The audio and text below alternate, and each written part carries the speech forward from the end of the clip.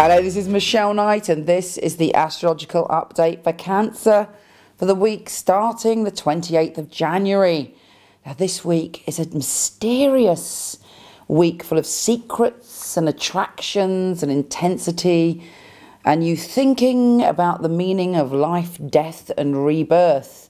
You're opening up to your hidden depths and the shadows that make up you, and you have the opportunity to deal with some of your fears and confront all of the things that go on inside yourself on a daily basis. Firstly, we have Jupiter, the planet of good fortune, bringing a gift to you. Now, this gift in your case is about your spirituality. Perhaps you'll have a spiritual awakening.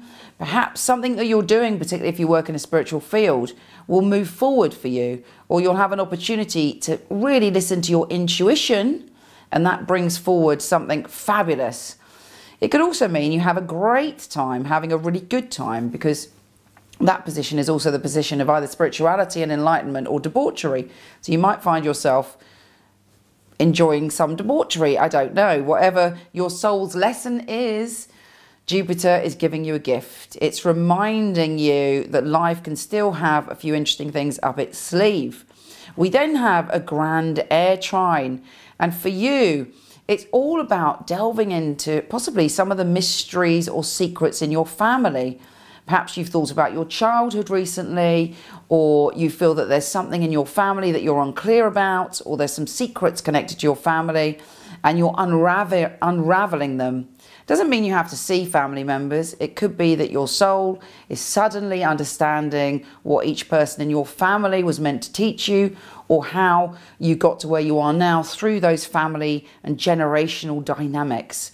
But it ends up being very, very positive, and you should end up being able to intellectualize and slightly detach from something that perhaps in the past made you feel very emotional. As we move forward, there's a lot going on. For starters, we have Venus, the planet of love, and that is also entering the mysterious part of the energy around you. You might find yourself lusting after someone, thinking of an ex, a lover, or find yourself caught in a love triangle, or finding yourself even feeling obsessional feelings. If we feel obsessional feelings, or we feel as if an emotion is out of our control, it's always good to look within and particularly pay attention to our patterns in relationships. Is this a pattern for you? If you feel this dynamic and naughty attraction, is that something you've done in the past? Are you expressing your sexual needs, your emotional needs in a loving relationship? You could also find yourself attracted to someone unavailable. Or in your own relationship, you might look at issues of jealousy or insecurity. Now these things, you might actually have a really pleasant, intense, sensual time, or you might find yourself dealing with some primal emotion.